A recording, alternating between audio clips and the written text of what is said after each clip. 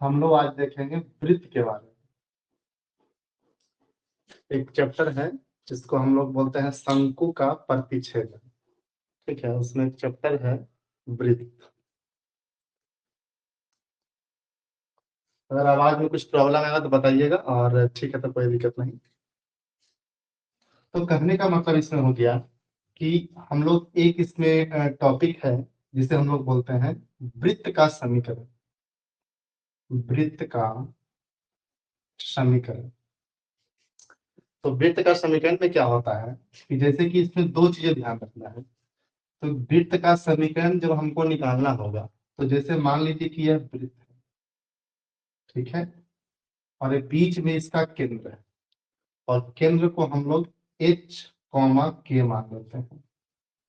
केंद्र को हम लोग h k मान लेते हैं, और h k मानने का मतलब है कि केंद्र जो है, अगर ये केंद्र बना हुआ है किसी भी चतुर्थांश के अंतर्गत में, अगर कहीं भी बना हुआ है, ठीक है, ये मान लेते हैं बाई, ये मान लेते हैं एक्स, ठीक है, बाई डैश और एक्स डैश। तो यहाँ पर ये देखना है कि हम ये वृत्त h k, यहाँ पर अंक रहेगा, हम लोग यहाँ पर h k मान लिए, h k से होकर गुजरा है। अब इसमें देखना है कि यह वृत्त का केंद्र है, और वृत्त भी किसी बिंदु से होकर गुजरेगा। तो वृत्त पर बहुत सारा बिंदु है, केंद्र में तो सिंगल, वृत्त का केंद्र सिंगल होगा, एक होगा, जिसे हम बोलते हैं ज्ञात राशि बोल सकते हैं। और जब वृत्त जो गुजरेगा तो वृत्त यहाँ यहाँ एक बिंदु है, यानी बहुत सारा बिंदु है। तो वृत्त किस बिंदु से गुजरा है ये मालूम नहीं है, इसको अपने मन से पी दे देते हैं, और इसको अज्ञात राशि है x, y इंडिकेट करते हैं।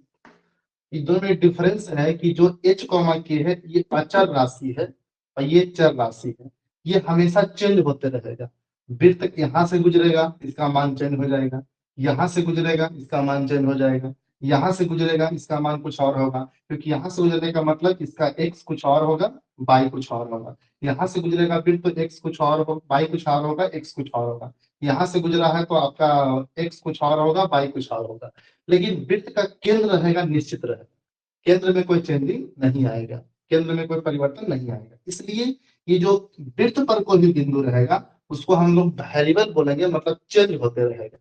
लेकिन जो केंद्र में बिंदु रहेगा वह चेंज नहीं होगा, निश्चित रहेगा। इसलिए इसको हम अचर राशि बोलेंगे, और इसको हम चर राशि बोलेंगे। इसलिए चर को हम x, y से इंडिकेट कर दिए हैं, और इसको h, k से इंडिकेट कर दिए हैं।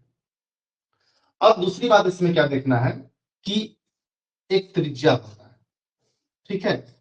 अब एक बात को ध्यान रखना है इसमें, वृत्त का समीकरण जब भी पूछेगा, हालांकि हम विभिन्न प्रकार का बताएंगे वृत्त, और अलग अलग समीकरण सबका निकलेगा, उसमें एक बात को ध्यान रख लेना है कि वृत्त का समीकरण कब मालूम होगा, पहला की केंद्र मालूम रहेगा, पहला की केंद्र मालूम होना चाहिए, और त्रिज्या मालूम होना चाहिए, मतलब आर मालूम होना चाहिए। इसे नोट में रखेंगे, मतलब कहीं भी माइंड में सेट रखेंगे कि वृत्त का तब तक समीकरण हमें मालूम नहीं हो सकता है जब तक केंद्र और त्रिज्या न हो। यानी अलग अलग टाइप का प्रश्न रहेगा, उसमें आपको क्या ध्यान रखना है कि हमें इसमें केंद्र कैसे मालूम करें और त्रिज्या कैसे मालूम करें। जिस समय आपके पास केंद्र और त्रिज्या आ जाएगा, वृत्त का समीकरण निकालना आसान हो जाएगा। अब बात करते हैं हम लोग समीकरण के ऊपर। ये हम माइंड में याद रखेंगे कि जब भी कभी भी अगर हमें वृत्त का समीकरण निकालने की बात हो, तो हमें वृत्त का समीकरण कैसे निकलेगा वो बाद में सोचना है। पहले ये सोचना है कि इसमें हमारा त्रिज्या कितना है और केंद्र कितना है, फिर हम आगे बढ़ते चल जाएंगे। अब इसमें हम लोग ये देखते हैं कि वृत्त का समीकरण कैसे बढ़ता है। तो यहाँ पर पहले हम इसको ओ मान देते हैं, और ये जो है ना, एक कह सकते हैं इसको दूरी सूत्र। दूरी सूत्र हम जो 10 क्लास में हम पढ़ते थे, जैसे इसको हम मान लेंगे x1, इसको y1, इसको मान लेंगे x2, इसको मान लेंगे y2। तो उस हिसाब से दूरी बराबर फार्मूला आप पढ़े होंगे, x2 अंडर रूट करके x2 माइनस x1 का होल स्क्वायर, और प्लस y2 माइनस y1 का होल स्क्वायर। ये होगा। अभी आप लोग वीडियो देखते जाइए, नोट बाद में बनाइएगा, वीडियो रिकॉर्डिंग रहेगा, बाद में नोट बना लीजिएगा। इसे देखना है, नोट नहीं करना है, ठीक है।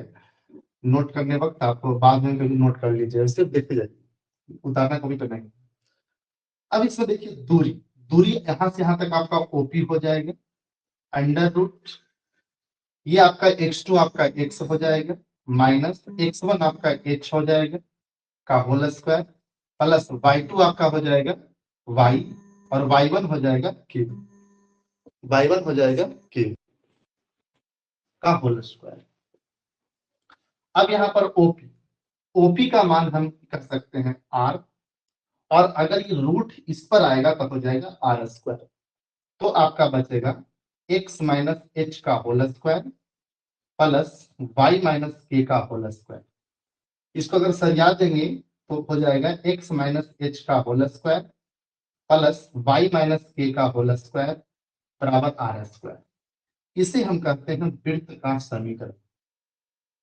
सिर्फ देखते रहना इस वक्त, इसे बोलते हैं हम लोग वृत्त का समीकरण। जहां आप इसमें ध्यान से देखेंगे तो ये आपका r है, ये आपका k है, और ये आपका h है। h और k कहाँ होता है? तो केंद्र में होता है, और x y क्या है? अज्ञात राशि है जो हमेशा चेंज होते रहेगा, वृत्त के ऊपर रहेगा। तो जब भी केंद्र इंडिकेट करेंगे तो उसको हम h कॉमा k कहेंगे। अब सिंपल सिंपल आपका प्रश्न रहेगा, आपका सिंपल क्वेश्चन दिया रहेगा और उसमें लिखा हुआ रहेगा कि इसका केंद्र इतना है और त्रिज्या इतना है, तो वृत्त का समीकरण निकालो। आराम से उसको निकाल सकते हैं। थोड़ा सा आगे बढ़ते हैं, यहां तक नोट कर दिए ठीक। अब देखते थोड़ा सा और, इसका हम लोग नाम दिए हैं वृत्त का समीकरण। अब एक लाइन और देखते हैं, ये a प्लस बी का होल स्क्वायर है, तो a प्लस बी का होल स्क्वायर है, तो हम इसे बोलेंगे a square plus b square और माइनस 2ab तक 2hx हो जाएगा। a प्लस बी का होल स्क्वायर, यहाँ तोड़ेंगे a माइनस बी का होगा, फिर से सॉरी a माइनस बी का होल स्क्वायर, यहाँ भी a माइनस बी का होल स्क्वायर, तो a square plus b square और minus 2k y is equal to हो जाएगा r square, is equal to बच जाएगा आर स्क्वायर। अब देखते हैं, सही आते हैं इसको, x square plus y square, उसके बाद माइनस 2hx माइनस 2ky, फिर प्लस एच स्क्वायर, फिर प्लस के स्क्वायर, और आर इस तरफ ले गए तो minus r square is equal to 0। अब इसके पहले थोड़ी आपको समझाए थे कि जो वृत्त का केंद्र जो होता है वो अचर राशि होता है, और जो वृत्त पर कोई बिंदु होता है उसको हम चर राशि बोलते हैं। चर इसलिए कि ये कहीं भी चेंज होते रहेगा मान, इसका कोई मान निश्चित नहीं, लेकिन केंद्र का मान निश्चित है, इसलिए इसको h कॉमा k कहे हैं, और इसको x कॉमा y अज्ञात राशि है, इसलिए h के क्या है? अचर राशि है। अब यहां से ध्यान से देखिए, h अचर राशि है, k भी अचर राशि है, और आर स्क्वायर तो त्रिज्या नहीं, वो तो अचर राशि होगा ही। ये तीनों एक मिला के कांस्टेंट है। अगर एक्स वाई तो वेरिएबल है, चेंज होगा, लेकिन एच के और त्रिज्या एक तौर पर कह सकते हैं कांस्टेंट है। ये तो त्रिज्या तो ऐसे कांस्टेंट होता है, एच के तो कांस्टेंट है ही है क्योंकि केंद्र कभी चेंज नहीं होता है, ठीक है ना। तो इसलिए तीनों कांस्टेंट है, कांस्टेंट मतलब अचर राशि है। तो कुल मिला के हम कह सकते हैं कि एच स्क्वायर और के स्क्वायर और माइनस आर स्क्वायर, ये तीनों कोई भी अचर राशि रहेगा, कांस्टेंट रहेगा। इसे ध्यान रखना है कि h square plus k square minus r square बराबर सी। अब आगे देखते हैं, तो x square plus y square minus 2hx minus 2ky, तीनों मिलके बन गया प्लस सी बराबर 0। इसे भी वृत्त का समीकरण करते हैं।